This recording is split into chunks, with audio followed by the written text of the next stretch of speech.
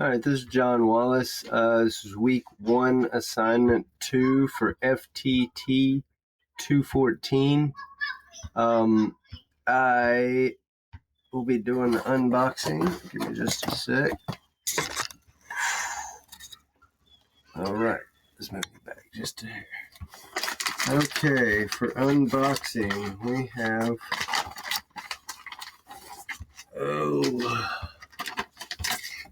everything here.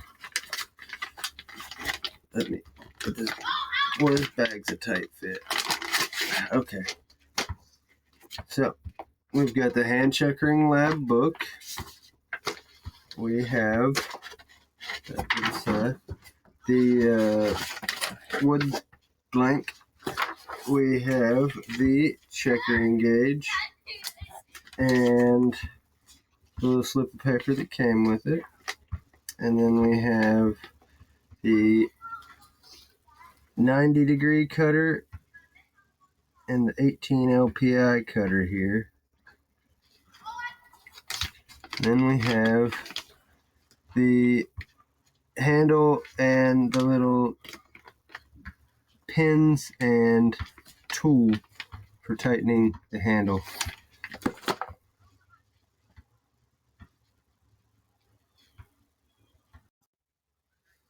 Okay, now I'm going to be placing the wood blank into my gun vise. You know what?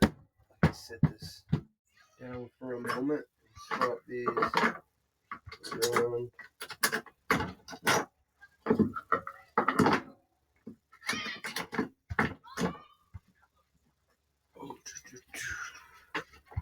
I'm not exactly certain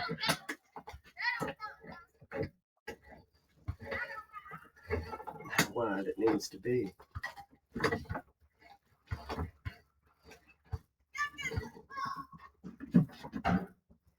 Here we go.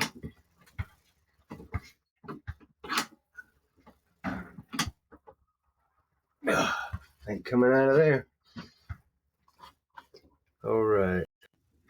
Okay. Per the instructor guidance that I was reading through, I'm going to go ahead and round this and give it kind of a forearm shape. Let's see, I've got my muzzle loader taken back apart to change the color of, so I'll give a demonstration. We'll round it to make it something like here. Maybe not that thin a profile because it's a lot of wood to take out. I keep looking at the screen, not the camera. That's a lot of wood to take out, but I'll round it over and give it a similar profile. I haven't changed the color of it yet. The red just wasn't for me. I'm going to go with used motor oil on it and darken a red on it for hunting. But that's my own project now that class is done. So let me get my tools out and I will make a list of the tools. Or not make a list, but I'll show them on camera. Okay, so camera back on. I have my file set and rasps, and then I'm just going to aim at the cabinet and open it because there's a lot of stuff in there, and I'm not taking it all out unless I need it. Okay, so I have all my sandpapers, sandpaper pads, orbital sander if I should get lazy. If I really wanted to take some material off, I do have some 80 grit flapper discs. Not really what I like to use them for is they're not intended for metal. They work on wood, but I use them a lot with metal, and wood cruds them up really fast. So I'll go at it with a rasp at first, and I'll come back and show you my progress. Okay, so it's dawned on me that each time I keep clicking to start the video, I've taken these off to wipe sawdust out of my eyes and lay them down. So, and I know I'm supposed to wear them in the video, so I need to keep putting them on, not taking them off. I am gonna, at the end of or when I start making the video, I'll take them off then and lay them down. I'm very particular about my eyes. My dad lost an eye not wearing safety glasses, so something I'm conscious of. Anyhow, I've been working on this. I did actually have 120 grit for my angle grinder, so I'm taking chunks, or not chunks, but mass amounts of material out at a time with 120 grit on the angle grinder, and then I'm going to cut back and do some more with the orbital sander to smooth everything out and go finer and finer with that, and then we'll get her shaped to how I want it. Hopefully you're happy with it, but it'll be how I want it. I'll be back with some more. Safety glasses on. All right. As you can see, I just finished getting some more shaping done.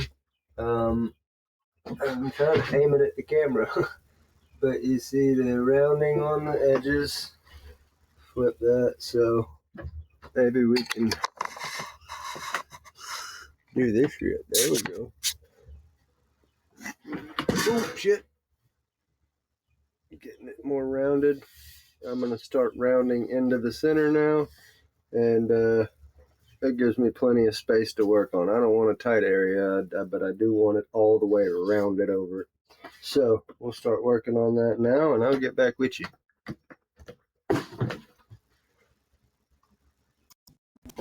All right, well, we're back at it. Well, I've been back at it. You haven't. You've been waiting on me to make another video to show you I've been back at it.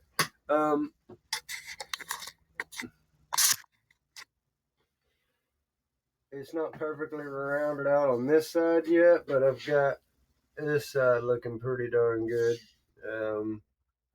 if I do say so. But there again, you're more of a pro than me. But I think it looks pretty good. I'm going to get this side evened out.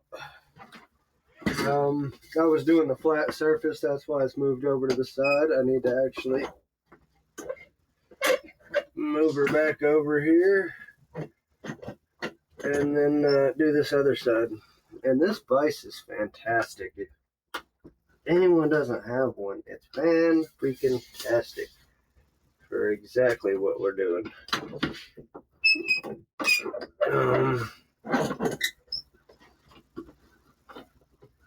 I used it through my whole muzzleloader build, and it was great. But there again, I'll be back with some more proof of work. I suppose that's what you call these.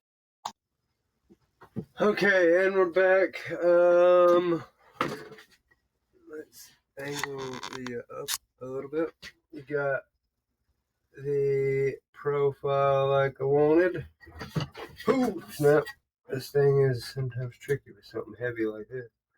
But let's see.